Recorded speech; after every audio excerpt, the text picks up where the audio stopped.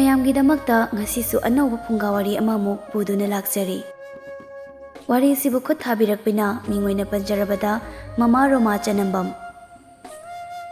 ꯋꯥꯔꯤ ꯑꯁꯤꯒꯤ ꯃꯃꯤꯡꯅ ꯊꯧꯅꯥ ꯐꯕ ꯄꯣꯏꯔꯩꯇꯣꯟ꯫ ꯑꯗꯨꯗꯤ ꯃꯌꯥꯝ ꯄꯨꯟꯅ ꯋꯥꯔꯤ ꯑꯁꯤ ꯑꯃꯨꯛ ꯇꯥꯃꯤꯟꯅꯔꯁꯤ꯫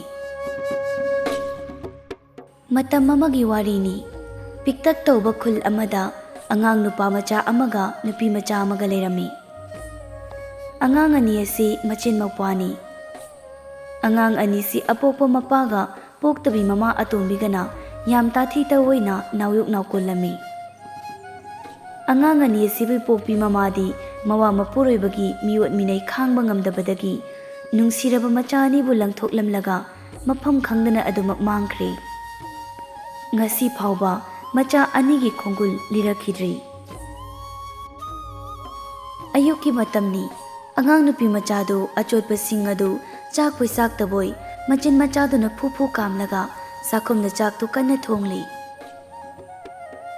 ꯅꯣꯡꯖꯨ ꯊꯥ ꯑꯣꯏꯕꯅ ꯆꯥꯛ ꯊꯣꯡꯂꯤꯕꯁꯤꯡꯗꯨ ꯀꯪꯕ ꯋꯥꯠꯄꯅꯤꯅ ꯑꯉꯥꯡ ꯅꯨꯄꯤ ꯃꯆꯥꯗꯨ ꯑꯆꯣꯠꯄꯁꯤꯡꯗꯨ ꯆꯥꯛꯅꯕ ꯍꯣꯠꯅꯕꯗ ꯍꯨꯃꯥꯡ ꯀꯥꯡꯂꯤ꯫ ꯑꯉꯥꯡꯒ ꯑꯣꯏꯕꯅꯤ ꯑꯆꯣꯠꯄꯁꯤꯡꯗꯨ ꯆꯥꯛꯅꯕ ꯍꯣꯠꯅꯕꯗ ꯆꯥꯛꯈꯨꯝꯗꯨꯁꯨ ꯏꯆꯥ ꯍꯦꯛ ꯆꯥꯏꯔꯤ꯫ ꯆꯐꯨꯅ ꯑꯃꯗ, ꯎꯌꯥꯟꯅ ꯑꯃꯗ, ꯈꯥꯕꯩ ꯆꯦꯒꯞꯇꯨꯅ ꯑꯃꯗ ꯆꯥꯛꯈꯨꯝꯗꯨ ꯄꯨꯡꯊꯨꯡ ꯍꯦꯛ ꯊꯨꯡꯉꯤ꯫ ꯄꯤꯛꯇꯛ ꯇꯧꯕ ꯈꯖꯥꯏ ꯃꯆꯥ ꯑꯅꯤꯗꯨꯁꯨ ꯆꯐꯨ ꯎꯌꯥꯟ ꯄꯥꯏꯔꯨꯕꯒꯤ ꯍꯥꯃꯣꯛ ꯇꯩꯕ ꯃꯈꯨꯠ ꯃꯆꯥꯗꯨꯅ ꯅꯥꯟꯕꯗ ꯍꯥꯃꯣꯛ ꯉꯥꯛꯇ ꯇꯩꯔꯤ꯫ ꯑꯉꯥꯡ ꯅꯨꯄꯥ ꯃꯆꯥꯗꯨꯅ ꯌꯦꯟꯗꯦꯝ ꯃꯀꯥ ꯑꯃ ꯑꯅꯤ ꯄꯨꯊꯣꯛꯂꯒ ꯁꯨꯔꯤ ꯃꯆꯥ ꯑꯃ ꯄꯥꯏꯔꯒ ꯁꯣꯏꯔꯤ꯫ ꯅꯨꯄꯤ ꯃꯆꯥꯗꯨꯅ ꯆꯥꯛ ꯊꯣꯡꯂꯤꯅꯦꯅ ꯇꯧꯔꯤꯕꯗꯨ ꯎꯕꯗ ꯅꯨꯄꯥ ꯃꯆꯥꯗꯨꯅ ꯌꯥꯝ ꯅꯨꯡꯁꯤꯅ ꯌꯦꯡꯂꯒ ꯍꯥꯏꯔꯛꯏ, "ꯕꯦꯃꯥ, ꯁꯤꯡꯗꯨ ꯌꯥꯝꯅ ꯆꯥꯛꯇ꯭ꯔꯕ꯭ꯔꯥ? ꯅꯃꯥꯏ ꯀꯥꯇꯣ ꯍꯥꯃꯣꯛ ꯂꯣꯏꯅ ꯇꯩꯔꯦꯅꯦ ꯅꯪꯕꯣ?"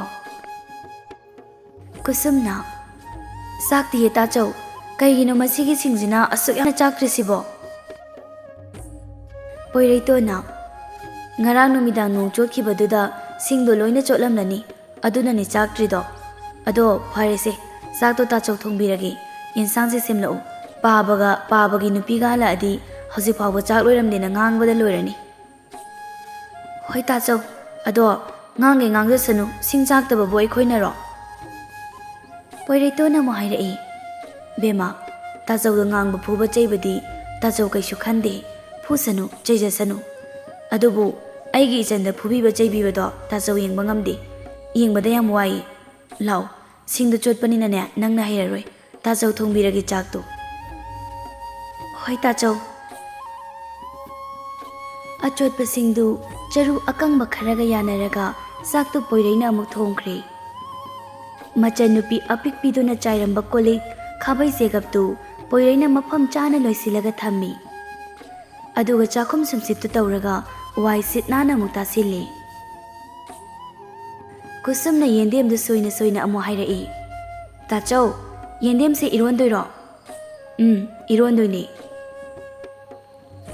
ꯄꯥꯕꯒꯤ ꯅꯨꯄꯤꯒꯁꯦ ꯌꯥꯝ ꯅꯨꯡꯁꯤꯗꯦꯉꯣ ꯑꯩꯗꯤ꯫ ꯑꯗꯨ ꯇꯥꯆꯧ, ꯏꯔꯣꯝꯕꯁꯦ ꯃꯣꯔꯣꯛ ꯃꯌꯥꯝ ꯊꯥꯛꯆꯤꯜꯂꯒ ꯃꯕꯨꯛ ꯆꯥꯛꯍꯟꯁꯤꯔꯥ?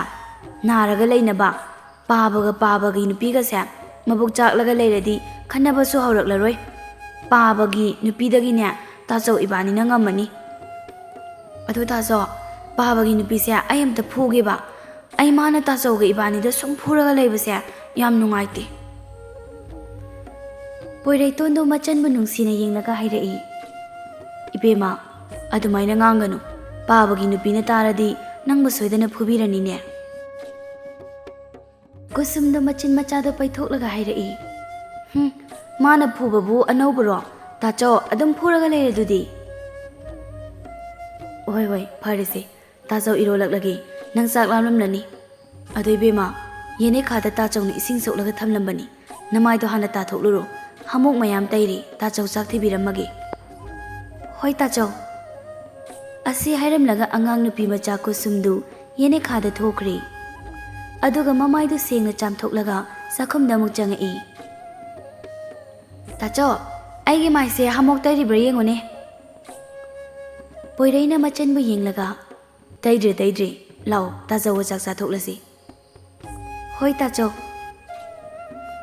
ꯑꯁꯨꯝꯅ ꯄꯣꯏꯔꯩꯇꯣꯟꯒ ꯀꯨꯁꯨꯝꯒꯗꯨ ꯆꯥꯛꯇꯣ ꯍꯔꯥꯎ ꯍꯔꯥꯎ ꯆꯥꯃꯤꯟꯅꯔꯦ꯫ ꯀꯨꯁꯨꯝꯗꯨ ꯆꯥꯛ ꯆꯥꯅ sagai mathakta lairiba ngarubak tuda yenglaga hairei. Tacho, yam hauti nga chaningi nga hapiyo tacho. Sagai mathakta lairiba ngarubak sida ngarang pabagi nupina ne nga mayam hapkhibani. Lauthabiyo tacho. Yadi. Pabagi nupina ne ngarang nga do masing thiraga hapkhibani. Ngarubak tagi nga lauthoga charadi horen pabagi nupina ne nga masing watlamne na muk phubini. Hauzikidi hautraso hautana dum charasise. Horen ta chawna ne maning patagi nga mayam pharugi. Kusum do ngarubak tuda yenglaga isuk sukthana hairei. Hoi ta chaw. Asumna machin mapadu chaktu punna saminari. Tanjaduda manidu magi nupi atombi lembiga labuktagi lau habengluraga yumda punna kaminarai. Adubu sumang mangon ichai chairaga leirambaduda lembidi sauningbana loire machinduda porum solai. Sumang mangon kase chaibana loiribasi khara sichin jengjindana tawdene. Lekai gi mathong sadaba angang mayam ama pusilaga sanari oiramni. Sairadi loishingi haisu khangdi. Mapa kana laga loishinbingna tawja sarino ne. Imung sidane minai gi lebasi mangai khre mugdaiba. Manisu mangon dari duda tapna phamthai. Aduga ngaksamda yaliba khudaidu lauthoklaga mamai mami taithoi. Lembidu manida yenglaga muksu makhuro masawa hairai. Moi pabunga nachani se kharadi henmalabani. Sakhaini haibatani khangniba loisini haibadi khandiye. Wana karakpasida asuk chawbu sumang mangon se loina sakhairabani na pothabunga mache amata leiba nate. Sakhaibaga thugaibaga koithung hik thungi. Moi pabasune nachani se khara warak watembiradi phagadaba. Ngangbi chebiradi ne lamyam hele. Nachani siubadane ai mit sinabana loirabani ai. Manido magi nupi atombida yenglaga tapna hairei. Angang oibiduda tawrine chawraga gyan tarakani kedaurage. Lembisi yam sauna khumlai. Ho karigi angang oibano sabadi pukham ne chariba. Sabada hairiba sumaina loisin komjinba soiradi pharoidrado. Masida ngang luragana aise yamna nganganbi phattabisu taba. Karino ngi misabu yoglubano do ai da sijaningabani ai. Asumna lembidu ngangdana imungda changlakli. Adabu chakumda machin maupana nok dana chak sarambadu ubada lembidu amuka hena sauningkhre. Chak sariba angang anidu sauni yenglaga lawai lutondagi ekta laktharai. Hai nathibongdi chaba kauba yadene ha. Sumang mangondaga chairisi hana loisinba yadrani nangbo. Sumang mangonda pungchai chaire. Aduga nui anina masida nathibong hana chahongnabu hodarini ne. Hai namma ikai khangdabiduna warak piramdrabanina machani sisu ikai khangdabana loirene. Chariba nathibongdudi hauramgani ye. Lembina mama palakpaduda Poireiton du ping laukhre. Aba phata khanthada bukhamda yauriba phong saba chaktu khubam ama lauraga lembiki mamaida thomlai. Phong saba chaktuna mamaida chaisilakpaduda lembi sabana ngaure. Makona mamaido pairaga laimaida tharo ole lembido. Ayoma ai sire sabana loyamne maisibo loina po emne aibo. Lembido samandana kanna kapthorakle. Lembina kanna kapkhalakpaduda mani kari tawraba janu haidana imungda prap chetsilai. Adabu lembina mamai mami changakta tairaga laimaido olaga lerambaduda manido lembigi manakta satchangsili. Aduga tahata hairai. Hai lembi kaidawrage ne nangbo ha kaidawrage mi namaidagi chak mayam sina kaidawriba. Poireiton ga kusumgado makhottu chetna paisinaraga yam kina yenglaga lerami. Lembido manidon silaga kapngangang hairai. Moi papa nachani sida hangbiyo sumang mangonda chairibasi ana loisilaga saktu kona chaba yadabra hairubagi nachanu pa tawngambasina chak asabadubu maida chaisilaine. Aine moi papa aina chani siga leminaba ai ngamaroi nachanu pasi mi hatpa ngamdoriye aidine ai maga leminaba ngamloi hairisini ai pamda chachakhrage ai bu yum sida layu hairadine nachani si yum sidagi tanthokitaba nachani siga punna leminabadi ai dingamoi hairisini ai. Wado hairaga lembido amusu kaptharakli. Lembina mapamda chachakhiga hairakpaduda manidi pakhatpana loire ta lembibu thimjinbirai. Ai ngaiko lembi amta tapthakosi Ising ayingbasina namaido hanamta chamtho. Asi hairaga manina ising ayingba lembi da pirai. Lembi su ising ayingbadana mamaida chamthoi. Manida musu makha tarai. Aisune fattaba icha pokluba nang asidi nangi namangde am ikairi. Nang amta tabthako lembi. Fattaba icha ni sei ai waraki. Ipa imane haibagi ushitha hoidabanina icha warisu matik thokpa laknage. Asuk chawbase icha na ngang oibagi tawrini sarok gyan tajarakni khanduna khara usinada khara tasinada tawraga lakpani. Adubu icha warisu ngasidi lemna tharoi chapchana warakani. Adu hairaga manidu yene khalomda thokre. Yumgi yene khada khaidoklaga phawriba chochot lauba singai bakto matap launa lauraga sakhumlomda yam sauna changlai. Aduga tumpak tasilaga lepliba macha ani duda hoimai ga haide singai baktuna kanthaba horaklami. Apokpa mapana nungsi haitana macha ani duda singai bakna kantharakpaduda angang ani du biding chonglaga khangli. Poireiton do mapana kantharakliba singai baktu machan nupida soktanaba makut namana machan bu kanna konsili makut namana singai baktu ngakthoknaba hotnei. Ngakthoknaba hotnariba makut namaduda hanjin hanjin kansinbibagi ye thangba makutu nabana ngakthokpa ngamdre. Machan nupi kusumbu chena kolaga tumin leplaga lei chaina khanglaga. Manidi phuba lepte angang anidogi makhung makhot mananganda singai baktuna pangkanda kansili. Lembi di mamaido khara sajarasu manina angang aniduda tamthina phubaduda yamna harauzari. Moi baba phu tap takai phudaru hatiga hatokro asuk phattaba nachadubu matibong pukham pizaraga thaklaga thamba hunadi adugi sarupudine kok he hatokho. Manina mafam marang khangdana singai baktuna pangkanda kansilakpaduda angang oiribi kusum nabana khangma ngamdraduna kanna kapthorakle. Poireiton sumachan basoktanaba kanna hotnajabani adubu ngakpa ngamhodre kusumdi chaina kholduna khangkap kaple. Ima yam naye baba phurakano ayam naye taso yam naye baba semta khambiyo. Adubu manidi hande hena dum singai baktuna kansilai. Angang oiriba poireiton do machana kappa taba ngamdre machan bu chetna kolaga mamituna mapada khana yenglaga yam sauna hairai. Baba ichanda phubigano madi angang ni kaishu khangjaban nate ichan bu phubigano baba na phuningbada engondo ina dum phubiyo. Baba nakot pena bai bu phubiyo ichan budi phugano. Manido macha anido phuba yaba phuraga singai bakto maning thonglomda laktana langthokre. Aduga macha anido yam sauna yengaga hairai. Kaino nabani ni tawrise ha chak asabadra namagi mamaida langsirido kaigino ba namadu bad maina tawba hona bro nachin naune warak daba mapan thoklabani noi. Poirei samamituna mapada paina yenglaga madi aikhogi imanati madi phattabi hingchabini. Poireiton gi wada tabada lembi tablagla'i. Hai kari angamune angami ngambau aiba hingchabini haiba hingchabini hairabani na hositi nachin nanaubu hingchabi aina setuna chathokpa taredana noi nai hingchabi agi ti khangangiba. Lembi do angang ani da paisilai manina lembi bu intoi. Lembi yare aina phuba yaba phuredana nangna muksu phujinbiradi angang ani se siba tare angang ni to yare. Karigi topa sinaba phugadabani nachani se hatokhragane aida peladabani moi pabu. Manisu macha ko banina nungai badi nate adubu lembi ki bagi macha ani da tamthina phurubani. Lembi da yenglaga mahairai.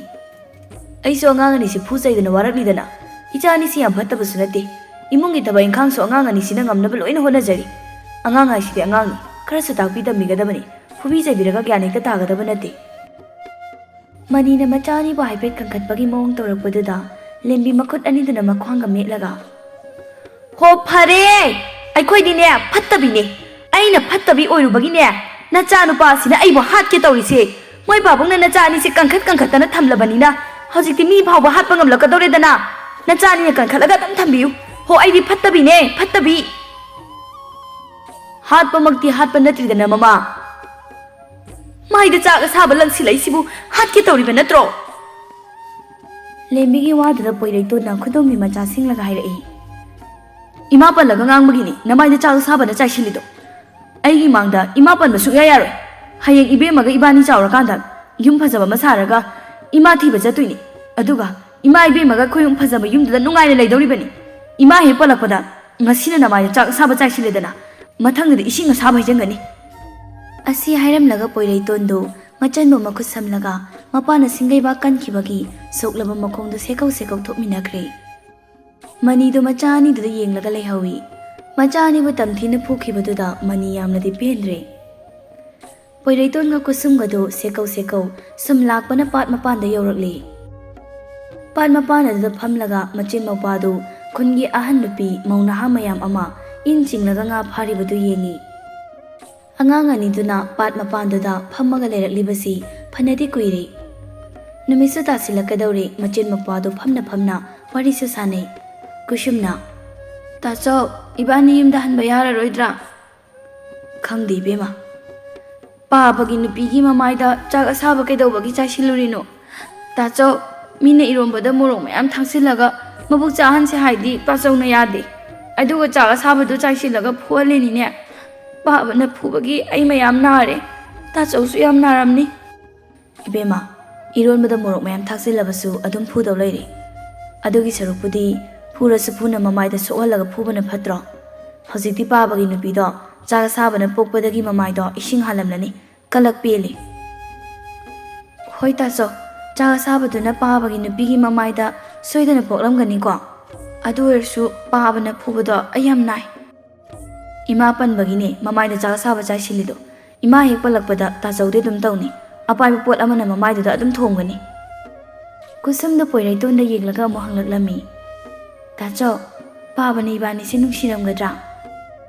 nungsidabagine pabana ibani da thina phurise nungshiragabu phugadrai chat nawbo hoi tatol hoi kombi hoi di moigi mapaga na ne yam luna tawingo tacho moidi ne mamaga mapaga na phurit phajaba so dum leibi khudai macha so leibi phanek macha phajaba su mayam leibi bani adu tacho ibani gi di pabana phurit su phanek su amata leibi de tacho gi khudai macha so amata leibi de ko phubade adum phui ibani gi su ima lairamladi leibi ni ko tacho leibigani ima lairamladi soidana leibiramgani kusumna moksu hanglai ibani yumda handradi pabana thibala kadra tacho phuningadi lagani akhoni leitradi pabadi kanada phuruni as tacho yam naye phubado palakano kadai da narino tacho yingbigese khongda naye tacho pabana ngasai chaina kalakpagi anaba mapado tacho nanbigese asi hairaga machangi anaba mapaduda tamna nanbi aduga machunduna su phu kambiri kusumdu mabungda muk yenglaga muksu hangai tacho aikhoi imado siramladra siramoida hinglamkini kadai da leramgani imado bema tacho su khangdi ima bok sakina haibadadi imado siramoi hinglamkini hai pabagi nupine insilaga pabana imado thina phubiraga tanthokpiki hai imana ne ibani puraga chenbada pabana ibani se mullaga lahowi hai ima tanthok hankhraga ne pabagi nupi se aikhoida laaga leiboira mali pabana phubada imado naramgani ko tacho naramgani yam naramgani imado kapsam kapongani tacho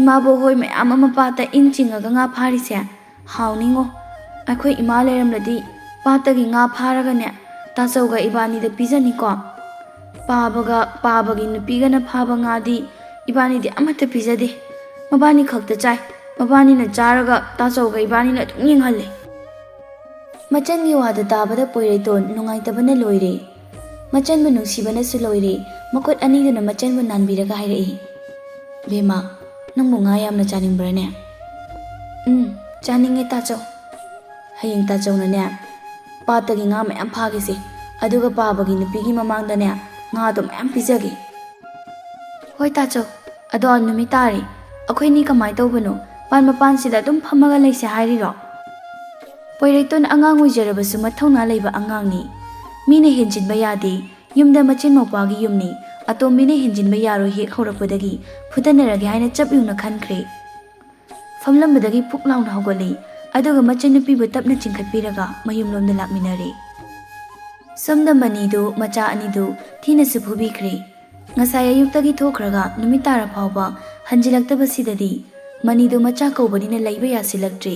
Aduna lembido onsilaga. Lembi. Haibu angang anidu bo sai phawda yenglubana pharoidrani. Yumsidagi thokibado kuirene. Ngasai ayuktagi thokibani. Adubu numit tasilala phawbada halakteni.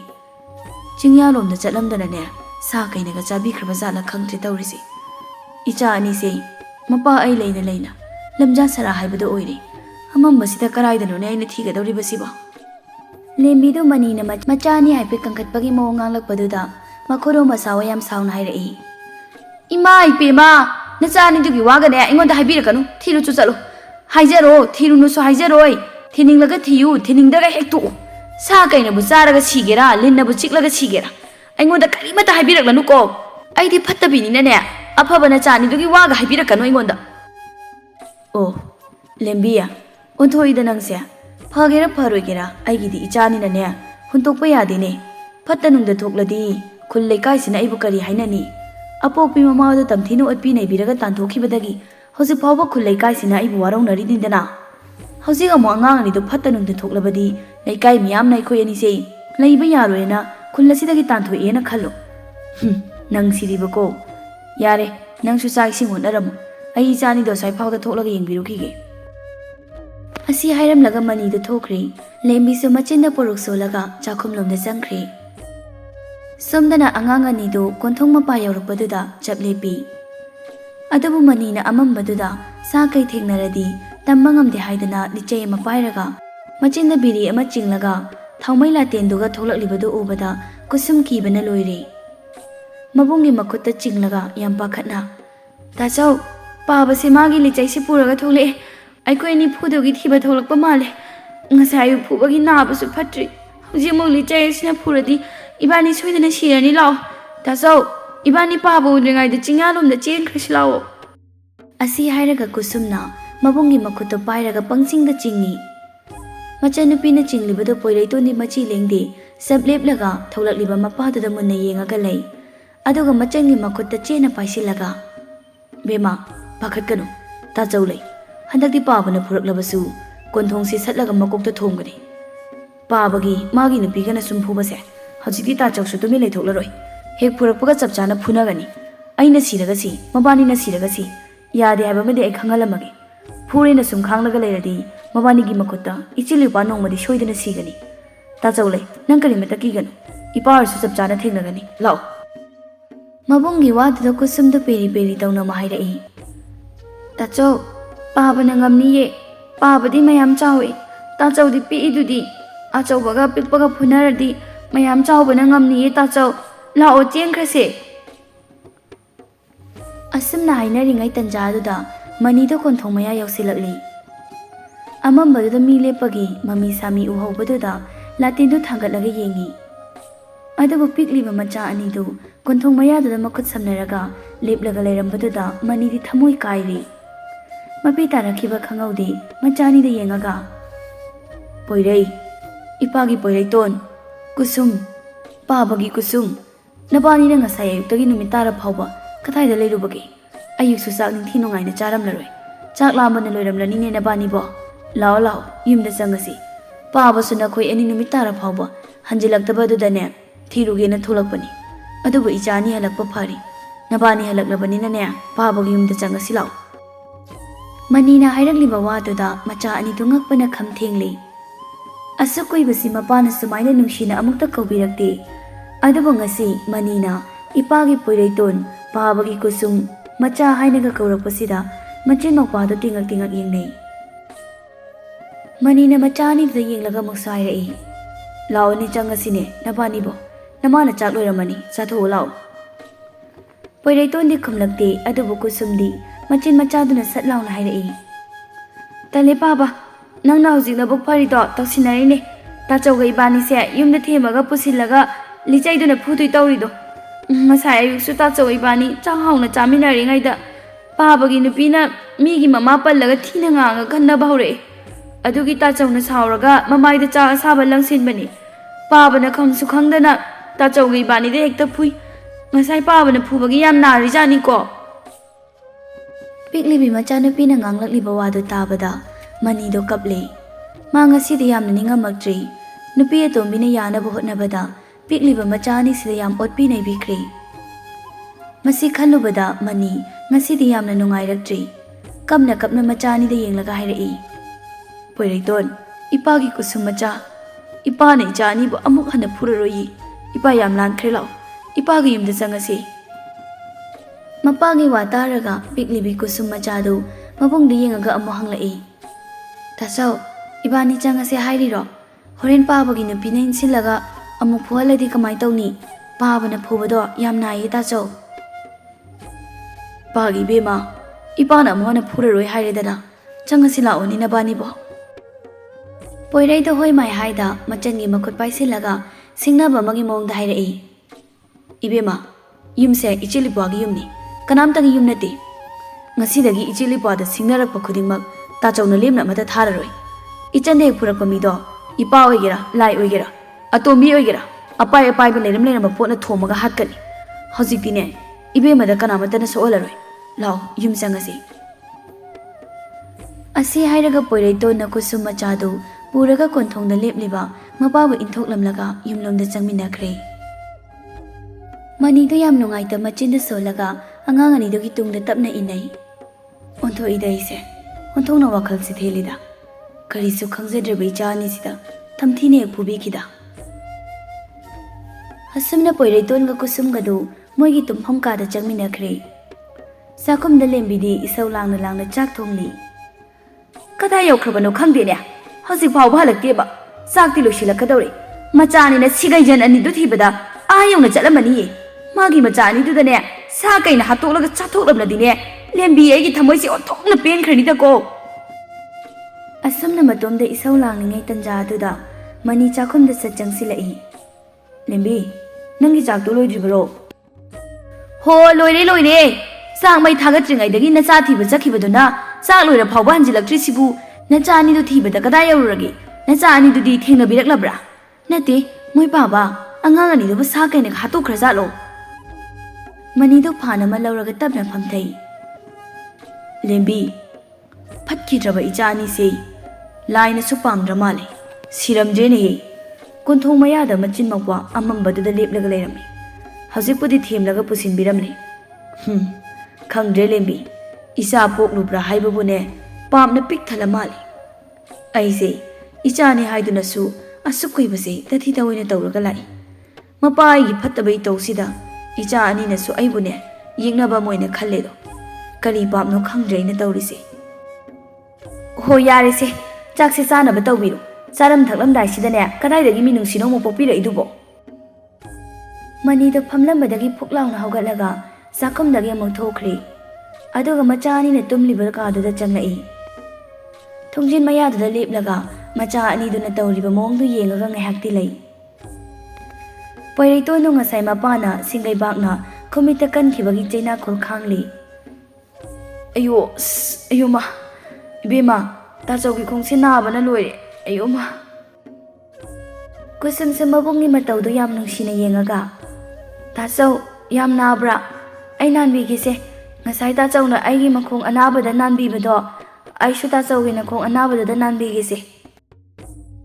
Kusum no makhut machaduna mabungi khumit mapada tapna nanbiri. Machinda su phupu kambiri. Machinda su phupu kamduna aikoi tachawgi khong naba pharo haina soli. Poireiton na hiraga chaina khon khanglambadu tumina amu machanupi kusumda mapira chena yenglaga lei. Tachaw naba pharabra? Poireiton no mapira chena nolai. Bema ichangi na khut machaduna nanbibadagi tachawgi khongse naba phareda. Mabungna naba phare haibaduda kusumdi harauje. Ado tachaw nang naganu ko.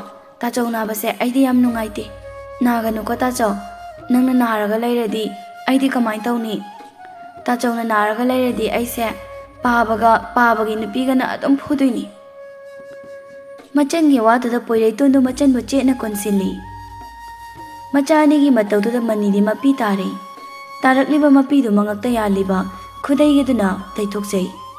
Aduga machani dugi manakta changsili. Machani duna hipliba phamung machiduda tamna phamthai. ꯑꯗꯨꯒ ꯄꯣꯏꯔꯩꯇꯣꯟꯗ ꯌꯥꯝ ꯅꯨꯡꯁꯤꯅ ꯍꯥꯏꯔꯛꯏ, ꯄꯣꯏꯔꯩ, ꯏꯄꯥꯒꯤ ꯄꯣꯏꯔꯩꯇꯣꯟꯕ, ꯏꯆꯥꯕꯨ ꯌꯥꯝꯅ ꯅꯥꯔꯕ꯭ꯔꯅꯦ?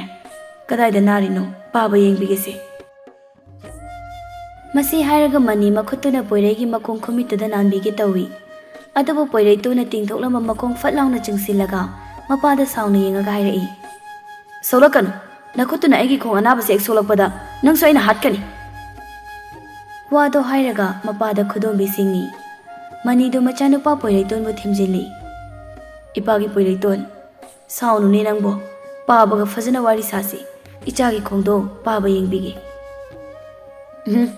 ꯏꯆꯥ ꯀꯥꯏꯅ, ꯅꯪꯕꯨ ꯑꯩꯒꯤ ꯏꯄꯥꯔꯣ? ꯏꯄꯥ ꯑꯣꯏꯔꯒꯅ ꯏꯃꯥꯕꯨ ꯌꯨꯝꯁꯤꯗ ꯀꯔꯤꯒꯤ ꯇꯥꯟꯊꯣꯛꯂꯤꯅꯣ? ꯃꯄꯥꯅꯕꯨ ꯃꯆꯥꯗ ꯐꯨꯕ, ꯑꯣꯠꯄ, ꯅꯩꯕ ꯍꯧꯅꯕ꯭ꯔꯥ? ꯅꯥꯎꯕꯒ ꯇꯥꯇꯣꯟꯒꯗꯤ ꯌꯦꯡꯉꯣ, ꯃꯄꯥꯅ ꯌꯥꯝ ꯂꯨꯅ ꯇꯧꯏ, ꯅꯣꯡꯃꯇꯁꯨ ꯐꯨꯕꯤꯗꯦ꯫ ꯑꯗꯨꯕꯨ ꯅꯪꯗꯤ ꯅꯆꯥ ꯅꯨꯡꯁꯤꯕ ꯈꯪꯗꯕ ꯃꯄꯥꯅꯤ꯫ ꯃꯆꯥ ꯅꯨꯡꯁꯤꯕ ꯈꯪꯗꯕ ꯃꯄꯥꯁꯦ ꯅꯪ ꯈꯛꯇꯅꯤ꯫ ꯅꯪꯅ ꯊꯦꯝꯃꯒ ꯑꯩꯅ ꯍꯔꯥꯎꯒꯗꯕ ꯅꯠꯇꯦ꯫ ꯏꯆꯥꯅ ꯍꯥꯏꯕ ꯆꯨꯝꯃꯤ꯫ ꯄꯥꯕꯅ ꯏꯆꯥ ꯑꯅꯤꯕꯨ ꯌꯥꯝ ꯐꯨꯕꯤꯈ꯭ꯔꯦ, ꯌꯥꯝ ꯆꯩꯕꯤꯈ꯭ꯔꯦ꯫ ꯑꯗꯨꯕꯨ ꯉꯁꯤ ꯍꯥꯏꯕ ꯅꯨꯃꯤꯠ ꯑꯁꯤꯗꯒꯤꯗꯤ ꯄꯥꯕꯅ ꯏꯆꯥ ꯑꯅꯤꯕꯨ ꯑꯃꯨꯛ ꯍꯟꯅ ꯐꯨꯔꯔꯣꯏ꯫ ꯂꯥꯛꯑꯣ, ꯅꯕꯥꯅꯤ ꯆꯥꯛ ꯌꯥꯝ ꯂꯝꯂꯝꯂꯅꯤ, ꯄꯥꯕꯒꯅꯦ ꯆꯥꯛ ꯆꯥꯔꯨꯔꯁꯤ ꯂꯥꯛꯑꯣ꯫ ꯃꯄꯥꯅ ꯆꯥꯛ ꯆꯥꯔꯨꯔꯁꯤ ꯍꯥꯏꯔꯛꯄꯗꯨꯗ ꯀꯨꯁꯨꯝꯅ ꯑꯃꯨꯛ ꯍꯪꯉꯛꯏ, ꯄꯥꯕ, ꯑꯩꯈꯣꯏꯒꯤ ꯉꯥ ꯊꯣꯡꯕ꯭ꯔꯥ? ꯉꯥ ꯌꯥꯝ ꯆꯥꯅꯤꯡꯉꯤ ꯄꯥꯕ꯫ ꯄꯥꯕꯒ ꯄꯥꯕꯒꯤ ꯅꯨꯄꯤꯒꯗꯤ ꯉꯥ ꯑꯗꯨꯝ ꯆꯥꯏ, ꯇꯥꯆꯧꯒ ꯏꯕꯥꯅꯤꯗꯤ ꯑꯃꯠꯇ ꯄꯤꯖꯗꯦ꯫ ꯅꯕꯥꯅꯤꯅ ꯉꯥ ꯆꯥꯔꯒ ꯇꯥꯆꯧ ꯏꯕꯥꯅꯤꯗꯤ ꯊꯨꯝꯒ ꯇꯣꯠꯂꯒ ꯄꯤꯖꯔꯤꯗꯣ, ꯄꯥꯕꯒꯤ ꯅꯨꯄꯤꯅ ꯄꯥꯕꯗ ꯀꯩꯁꯨ ꯍꯥꯏꯗꯦ꯫ ꯄꯥꯕꯒꯤ ꯅꯨꯄꯤꯅ ꯇꯧꯔꯤꯈꯩ ꯄꯥꯕꯗꯤ ꯑꯗꯨꯝ ꯌꯥꯏ꯫ ꯄꯥꯕ, ꯅꯕꯥꯅꯤ ꯌꯥꯝ ꯐꯠꯇꯦꯀꯣ꯫ ꯃꯅꯤꯗꯨ ꯃꯆꯥꯅꯨꯄꯤ ꯀꯨꯁꯨꯝꯕꯨ ꯌꯥꯝ ꯅꯨꯡꯁꯤꯅ ꯅꯥꯟꯕꯤꯔꯒ, ꯏꯆꯥꯕꯨ ꯉꯥ ꯆꯥꯅꯤꯡꯕ꯭ꯔꯅꯦ ꯏꯕꯦꯝꯃ? ꯆꯥꯅꯤꯡꯉꯤꯅ, ꯅꯣꯏꯅ ꯉꯥ ꯆꯥꯔꯒ ꯑꯩꯗꯤ ꯑꯗꯨꯝ ꯇꯤꯟ ꯌꯣꯠꯂꯤꯅ꯫ ꯄꯤꯛꯂꯤꯕ ꯃꯆꯥꯒꯤ ꯋꯥ ꯇꯥꯕꯗ ꯃꯅꯤꯗꯨ ꯄꯦꯟꯗ꯭ꯔꯦ꯫ ꯄꯥꯕꯒꯤ ꯀꯨꯁꯨꯝ ꯃꯆꯥ, ꯄꯥꯕ ꯂꯥꯜꯂꯦ, ꯄꯥꯕ ꯌꯥꯝ ꯂꯥꯜꯂꯦ꯫ ꯉꯁꯤꯗꯤꯅꯦ, ꯏꯆꯥꯒꯤ ꯉꯥꯗꯣ ꯄꯥꯕꯅ ꯃꯌꯥꯝ ꯄꯤꯖꯒꯅꯤ꯫ ꯂꯥꯛꯑꯣ, ꯄꯥꯕꯒ ꯆꯥꯛ ꯆꯥꯊꯣꯛꯎꯔꯁꯤ꯫ ꯑꯁꯤ ꯍꯥꯏꯔꯒ ꯃꯅꯤꯗꯨ ꯀꯞꯂꯛꯂꯝꯃꯤ꯫ ꯄꯣꯏꯔꯩꯇꯣꯟ ꯃꯆꯟꯅꯨꯄꯤꯗ ꯌꯦꯡꯉꯒ, ꯏꯕꯦꯝꯃ, ꯅꯪꯒꯤ ꯉꯥꯗꯣ ꯇꯥꯆꯧꯅ ꯍꯌꯦꯡ ꯄꯥꯠꯇꯒꯤ ꯃꯌꯥꯝ ꯐꯥꯕꯤꯅꯤ ꯍꯥꯏꯔꯦꯗꯅ, ꯂꯥꯛꯑꯣ, ꯇꯥꯆꯧꯒ ꯆꯥꯛ ꯆꯥꯔꯨꯔꯁꯤ꯫ ꯑꯁꯤ ꯍꯥꯏꯔꯒ ꯄꯣꯏꯔꯩꯇꯣꯟ ꯐꯃꯨꯡꯗꯒꯤ ꯀꯨꯝꯊꯔꯒ ꯃꯆꯟꯕꯨ ꯃꯈꯨꯠ ꯄꯥꯏꯔꯒ ꯆꯤꯡꯗꯨꯅ ꯆꯥꯛꯈꯨꯝꯂꯣꯝꯗ ꯆꯪꯃꯤꯟꯅꯈ꯭ꯔꯦ꯫ ꯃꯅꯤꯁꯨ ꯃꯆꯥ ꯑꯅꯤꯒꯤ ꯇꯨꯡ ꯏꯜꯂꯛꯏ꯫ ꯃꯅꯤꯅ, ꯂꯦꯝꯕꯤ, ꯑꯉꯥꯡ ꯑꯅꯤꯒꯤ ꯆꯥꯛꯇꯣ ꯄꯤꯔꯛꯑꯣꯗꯅ꯫ ꯂꯦꯝꯕꯤꯅ ꯄꯨꯈꯝ ꯃꯆꯥ ꯑꯃꯗ ꯆꯥꯛꯇꯣ ꯈꯖꯤꯛꯇꯪ ꯍꯥꯞꯂꯒ ꯄꯤꯔꯛꯏ꯫ ꯃꯅꯤ ꯆꯥꯛꯇꯨꯗ ꯌꯦꯡꯂꯒ, ꯍꯩ, ꯀꯔꯤꯅꯣꯅꯦ, ꯑꯉꯥꯡꯁꯤꯡꯁꯤꯒꯤ ꯆꯥꯛꯁꯤꯗꯤ ꯑꯣꯛꯀꯗ꯭ꯔꯥ? ꯆꯥꯛ ꯈꯖꯤꯛꯇꯪꯁꯤꯅ ꯃꯆꯤꯟ ꯃꯧꯄꯥ ꯃꯕꯨꯛ ꯊꯜꯂꯣꯏꯅꯦ ꯅꯪꯕꯣ꯫ ꯆꯥꯛꯇꯣ ꯂꯩꯍꯧꯔꯗꯤ ꯂꯣꯏꯅ ꯍꯥꯞꯄꯛꯎ꯫ ꯂꯩꯇꯦ, ꯆꯥꯛꯀ ꯂꯩꯍꯧꯗ꯭ꯔꯦ꯫ ꯑꯔꯩꯕ ꯈꯔꯁꯤ ꯆꯥꯔꯒꯅꯦ, ꯑꯗꯨ ꯃꯉꯥꯏ ꯀꯩꯅꯣ, ꯆꯥꯛꯈꯣꯝ ꯑꯃ ꯑꯅꯤꯕꯨ ꯆꯥꯕ ꯐꯪꯂꯕꯗꯤ ꯁꯤꯔꯔꯣꯏꯗꯅ꯫ ꯃꯅꯤꯁꯨ ꯂꯦꯝꯕꯤꯒꯤ ꯋꯥꯗꯨꯗ ꯁꯥꯎꯔꯛꯏ꯫ ꯍꯩ, ꯏꯆꯥ ꯑꯅꯤꯁꯦ ꯅꯪꯅ ꯊꯥꯛꯄꯗꯤ ꯅꯠꯇꯦꯗꯅ, ꯎꯔꯤꯕ ꯂꯧꯁꯤꯁꯨ ꯏꯆꯥ ꯑꯅꯤꯒꯤꯅꯤ꯫ ꯑꯩꯅꯗꯤ ꯑꯣꯛꯇꯕꯅꯤꯅ ꯃꯄꯨꯅ ꯍꯤꯡꯂꯤꯉꯩꯗ ꯏꯆꯥ ꯑꯅꯤꯒꯤ ꯃꯤꯡꯗ ꯄꯥꯜꯂꯝꯕꯅꯤ꯫ ꯃꯁꯨ ꯑꯅꯤꯁꯦ ꯌꯥꯝ ꯋꯥꯍꯧꯔꯅꯤ ꯈꯟꯗꯅ ꯌꯨꯝ ꯏꯪꯈꯣꯜ ꯂꯧꯁꯤꯡ ꯂꯣꯏꯅ ꯏꯆꯥ ꯑꯅꯤꯒꯤ ꯃꯤꯡꯗ ꯄꯥꯟꯕꯤꯔꯝꯂꯕꯅꯤ꯫ ꯍꯣ, ꯄꯥꯜꯂꯝꯂꯁꯨ ꯐꯔꯦ, ꯑꯗꯣ ꯆꯥꯛꯇꯤ ꯂꯩꯍꯧꯗ꯭ꯔꯦ, ꯑꯔꯩꯕ ꯈꯔꯗꯣ ꯑꯗꯨꯝ ꯄꯤꯖꯕꯤꯔꯣ꯫ ꯐꯔꯦ, ꯂꯩꯍꯧꯗ꯭ꯔꯦ ꯍꯥꯏꯔꯕꯅꯤꯅ ꯑꯩꯒꯤ ꯁꯔꯨꯛꯁꯦ ꯏꯄꯥ ꯏꯆꯥ ꯑꯩꯈꯣꯏ ꯌꯦꯟꯅꯔꯒ ꯆꯥꯃꯤꯟꯅꯔꯒꯦ꯫ ꯉꯥꯔꯨꯕꯥꯛꯇ ꯌꯥꯎꯔꯤꯕ ꯉꯥꯗꯨꯗꯤ ꯈꯔ ꯍꯥꯞꯄꯤꯔꯛꯎꯗꯅ꯫ ꯉꯥꯁꯨ ꯑꯃꯠꯇ ꯍꯥꯞꯄꯤꯗꯦ, ꯌꯦꯟꯁꯥꯡꯁꯨ ꯍꯥꯞꯄꯤꯗꯦ, ꯆꯥꯛ ꯆꯥꯛꯈꯣꯝ ꯑꯃ ꯑꯅꯤꯈꯛꯁꯤꯒ ꯊꯨꯝ ꯃꯆꯦꯠ ꯑꯃꯈꯛꯁꯤꯒ ꯇꯣꯠꯂꯒ ꯀꯃꯥꯏꯅ ꯆꯥꯗꯣꯔꯤꯅꯣ? ꯀꯔꯤꯅꯣꯅꯦ ꯂꯦꯝꯕꯤ ꯅꯪꯅ ꯇꯧꯔꯤꯁꯤꯕꯣ? ꯏꯆꯥ ꯑꯅꯤꯒꯤ ꯉꯥꯒ ꯌꯦꯟꯁꯥꯡꯒꯗꯣ ꯍꯥꯞꯄꯣ꯫ ꯁꯨꯃꯥꯏꯅ ꯁꯨꯝ ꯄꯤꯖꯔꯗꯤ ꯑꯉꯥꯡ ꯑꯅꯤꯁꯦ ꯃꯕꯨꯛ ꯊꯜꯂꯔꯣꯏꯅꯦ꯫ ꯉꯥꯗꯣ ꯍꯌꯦꯡꯃꯨꯛ ꯐꯥꯔꯒ ꯂꯣꯏꯔꯦ, ꯂꯩꯔꯤꯕ ꯉꯥꯗꯣ ꯈꯔ ꯍꯥꯞꯄꯣ꯫ ꯂꯦꯝꯕꯤꯗꯤ ꯉꯁꯤ ꯃꯅꯤꯒꯤ ꯃꯑꯣꯡ ꯃꯇꯧ ꯈꯪꯍꯣꯡ ꯍꯣꯡꯂꯛꯄꯁꯤꯗ ꯁꯥꯎꯅꯤꯡꯕꯅ ꯂꯣꯏꯔꯦ꯫ ꯃꯆꯤꯟꯗ ꯄꯣꯔꯣꯛ ꯁꯣꯜꯂꯤ꯫ ꯍꯣ, ꯀꯗꯥꯏꯗꯒꯤ ꯉꯥꯅꯣ? ꯉꯥꯒ ꯑꯃꯠꯇ ꯂꯩꯇꯦ꯫ ꯅꯆꯥ ꯌꯥꯝ ꯄꯤꯖꯅꯤꯡꯉꯒꯅꯦ, ꯅꯣꯏ ꯄꯥꯕꯒꯤ ꯉꯥꯔꯧ ꯁꯔꯨꯛꯇꯣ ꯑꯣꯏꯅ ꯄꯤꯖꯕꯤꯌꯨ꯫ ꯄꯥꯠꯇ ꯀꯨꯝꯃꯒ ꯉꯥ ꯐꯥꯕ ꯀꯥꯁꯦ ꯋꯥꯈ꯭ꯔꯖꯥꯠꯅꯤ꯫ ꯑꯁꯨꯛ ꯋꯥꯅ ꯐꯥꯔꯛꯄ ꯉꯥꯁꯤꯕꯨ ꯃꯣꯏ ꯄꯥꯕꯒꯤ ꯅꯆꯥ ꯑꯅꯤꯁꯤꯗꯗꯤ ꯁꯨꯡꯄꯤ ꯍꯦꯛ ꯄꯤꯖꯅꯤꯡꯗ꯭ꯔꯦ ꯑꯩꯗꯤ꯫ ꯉꯥꯗꯣ ꯅꯪꯅ ꯐꯥꯔꯨꯕ꯭ꯔꯣ? ꯑꯩꯅ ꯂꯨ ꯂꯥꯡ ꯊꯥꯛꯂꯒ ꯏꯄꯨꯝ ꯊꯤꯠꯄ ꯃꯈꯩ ꯋꯥꯅ ꯐꯥꯔꯨꯕ ꯉꯥꯅꯤꯅꯦ꯫ ꯀꯔꯤꯅꯣ ꯅꯪ ꯉꯥꯡꯉꯤꯗꯨꯕꯨ ꯂꯦꯝꯕꯤ? ꯑꯁꯤ ꯍꯥꯏꯔꯒ ꯃꯅꯤꯗꯨ ꯃꯆꯥ ꯑꯅꯤꯗ ꯃꯣꯟꯁꯤꯜꯂꯤ꯫ ꯄꯥꯕꯒꯤ ꯀꯨꯁꯨꯝ ꯃꯆꯥ, ꯁꯤꯁꯦ ꯄꯥꯕꯒꯤ ꯉꯥ ꯁꯔꯨꯛꯁꯦ ꯅꯆꯤꯟꯅꯥꯎꯄꯥ ꯆꯥꯃꯤꯟꯅꯔꯣ꯫ ꯑꯁꯨꯝꯅ ꯃꯅꯤꯅ ꯃꯆꯥ ꯑꯅꯤꯒꯤ ꯃꯅꯥꯛꯇ ꯆꯪꯁꯤꯜꯂꯒ ꯐꯝꯍꯜꯂꯤ꯫ ꯑꯗꯨꯒ ꯃꯄꯥ ꯃꯆꯥ ꯃꯣꯏ ꯑꯍꯨꯝ ꯆꯥꯛꯇꯨ ꯌꯦꯟꯅꯔꯒ ꯆꯥꯃꯤꯟꯅꯈ꯭ꯔꯦ꯫ ꯀꯨꯁꯨꯝꯗꯤ ꯑꯉꯥꯡ ꯑꯣꯏꯕꯅꯤꯅ ꯃꯄꯥꯅ ꯂꯨꯅ ꯇꯧꯕꯤꯕꯗꯨꯗ ꯌꯥꯝꯅ ꯍꯔꯥꯎꯅ ꯆꯥꯔꯤ꯫ ꯃꯄꯥꯅ ꯃꯔꯨꯒ ꯃꯟꯊꯣꯛꯄꯤꯔꯒ ꯄꯤꯔꯛꯄ ꯉꯥꯗꯨ ꯃꯈꯨꯠꯅ ꯁꯦꯠꯂꯒ ꯌꯥꯝꯅ ꯍꯥꯎꯅ ꯆꯥꯏ꯫ ꯉꯥꯗꯨ ꯆꯥꯅ ꯃꯄꯥꯗ ꯌꯦꯡꯉꯒ, ꯄꯥꯕ, ꯉꯥꯁꯦ ꯌꯥꯝ ꯍꯥꯎꯏ꯫ ꯍꯣꯏ, ꯍꯥꯎꯕꯅꯤ, ꯆꯥꯔꯣ, ꯍꯌꯦꯡꯁꯨ ꯄꯥꯕꯅꯅꯦ ꯏꯆꯥ ꯑꯅꯤꯅ ꯆꯥꯅꯕ ꯉꯥ ꯃꯌꯥꯝ ꯐꯥꯗꯧꯔꯤꯕꯅꯤ꯫ ꯑꯁꯨꯝꯅ ꯃꯄꯥ ꯃꯆꯥ ꯑꯍꯨꯝꯗꯨꯒꯤ ꯃꯇꯧ ꯎꯕꯗ ꯀꯔꯥꯝ ꯆꯥꯎꯕꯤ ꯂꯦꯝꯕꯤꯗꯤ ꯄ꯭ꯔꯨꯛ ꯄ꯭ꯔꯨꯛ ꯆꯥꯛꯂꯤ꯫ ꯃꯈꯨꯠ ꯃꯁꯥ ꯊꯦꯛꯂꯒ ꯈꯥꯡꯉꯤ꯫ ꯃꯃꯤꯠꯇꯨꯅ ꯃꯄꯥ ꯃꯆꯥꯗ ꯈꯥꯅ ꯌꯦꯡꯉꯒ ꯂꯩ꯫ ꯑꯗꯨꯕꯨ ꯄꯣꯏꯔꯩꯇꯣꯟꯗꯤ ꯆꯥꯛꯇꯨ ꯆꯥꯛꯈꯨꯝ ꯑꯃꯅꯤ ꯆꯥꯔꯒ ꯇꯣꯛꯂꯤ꯫ ꯃꯈꯨꯠꯇꯨ ꯈꯨꯠꯇꯨꯝ ꯆꯦꯠꯅ ꯇꯥꯁꯤꯜꯂꯒ ꯂꯦꯝꯕꯤꯗ ꯃꯃꯤꯠ ꯈꯥꯅ ꯌꯦꯡꯉꯒ ꯂꯩ꯫ ꯄꯣꯏꯔꯩꯇꯣꯟ ꯄꯤꯛꯇ ꯄꯤꯛꯂꯤꯕ ꯑꯉꯥꯡ ꯅꯠꯇꯅ ꯆꯍꯤ 12-13 ꯆꯪꯂꯛꯄꯒꯤ ꯃꯇꯥꯡꯅꯤ꯫ ꯅꯨꯄꯥ ꯃꯆꯥꯒ ꯑꯣꯏꯔꯦ, ꯂꯥꯛꯅ ꯐꯥꯅ ꯉꯝꯗꯕ ꯆꯍꯤ ꯃꯇꯥꯡꯅꯤ꯫ ꯆꯥꯛꯂꯤꯕ ꯃꯩ ꯐꯥꯎꯕ ꯄꯣꯛꯀꯅꯤ ꯍꯥꯏꯕ ꯈꯟꯗ ꯇꯥꯞ ꯇꯥꯞ ꯄꯥꯏꯅꯤꯡꯕ ꯍꯥꯏꯕ ꯃꯇꯝꯗꯨꯅꯤ꯫ ꯆꯥꯛꯇꯨ ꯆꯥꯛꯈꯨꯝ ꯑꯃꯅꯤ ꯆꯥꯔꯒ ꯇꯨꯃꯤꯟ ꯂꯩꯁꯤꯟꯈꯤꯕꯗꯨ ꯃꯅꯤꯗꯨ ꯃꯆꯥꯅꯨꯄꯥꯗ ꯌꯦꯡꯉꯒ, "ꯏꯄꯥꯒꯤ ꯄꯣꯏꯔꯩ, ꯀꯩꯗꯧꯔꯦ? ꯆꯥꯔꯣꯗꯅ, ꯅꯕꯨꯛ ꯊꯟꯅꯕ ꯆꯥꯕ ꯌꯥꯗ꯭ꯔꯣ? ꯁꯤꯁꯤ ꯈꯔꯒ ꯆꯥꯁꯤꯜꯂꯨꯁꯤ, ꯉꯥꯁꯨ ꯌꯥꯎꯔꯤ, ꯆꯥꯔꯣ ꯆꯥꯔꯣ." ꯃꯅꯤꯅ ꯄꯣꯏꯔꯩꯇꯣꯟꯒꯤ ꯆꯥꯛꯇꯨ ꯍꯣꯠꯅꯕꯤꯕꯅꯤ꯫ ꯑꯗꯨꯕꯨ ꯄꯣꯏꯔꯩꯇꯣꯟꯗꯤ ꯆꯥꯗꯦ꯫ ꯃꯃꯤꯠꯇꯨꯅ ꯂꯦꯝꯕꯤꯗ ꯈꯥꯅ ꯌꯦꯡꯂꯝꯕꯗꯨ ꯐꯨꯛ ꯂꯥꯎꯅ ꯍꯧꯒꯠꯈ꯭ꯔꯦ꯫ ꯑꯗꯨꯒ ꯂꯦꯝꯕꯤꯒꯤ ꯃꯥꯡꯗ ꯂꯩꯔꯤꯕ ꯆꯥꯛ ꯏꯟꯁꯥꯡ ꯃꯌꯥꯝ ꯑꯗꯨ ꯇꯥꯞ ꯂꯥꯎꯅ ꯂꯧꯔꯒ ꯃꯄꯥꯒꯤ ꯃꯅꯥꯛꯇ ꯐꯝꯊꯩ꯫ ꯑꯗꯨꯒ ꯂꯦꯝꯕꯤꯒꯤ ꯆꯥꯛ ꯁꯔꯨꯛꯇꯨ ꯀꯤꯠ ꯀꯤꯠ ꯂꯥꯎꯅ ꯅꯝꯂꯒ ꯆꯥꯈ꯭ꯔꯦ꯫ ꯄꯣꯏꯔꯩꯇꯣꯟꯒꯤ ꯃꯇꯧꯗꯨꯗ ꯃꯅꯤꯒ ꯂꯦꯝꯕꯤꯒ ꯄꯣꯏꯔꯩꯇꯣꯟꯗ ꯌꯥꯝ ꯉꯛꯅ ꯌꯦꯡꯉꯒ ꯂꯩ꯫